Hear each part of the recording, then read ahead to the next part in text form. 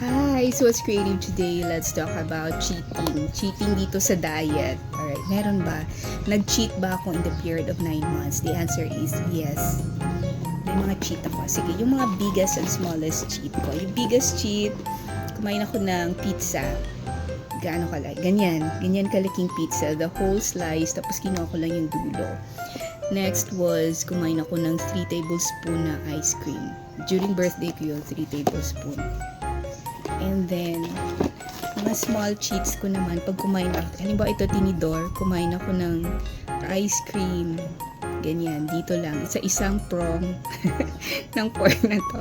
Yes, tawa sila sa akin pag nag-cheat ako. Sabi niya, ganyan lang. Sabi ko naman, kakainin ko yung cake na yan pag pwede na, o, diba? Ano pa, pag kumain ng lechon, yung ribs, kumain ng ribs. Tapos, pag naiwan na lang yung membrane, yes, yung membrane sa ribs, yung kinakain ko. Depende yun sa kung anong mga life experiences mo. Ako yung biggest why ko talaga, ba't ko ito ginagawa? Because mom died with cancer. So, yun ang experiences ko sa life, kaya malalim. Malalim ang hugot. And that's what's creative today. See you on the next one. Bye!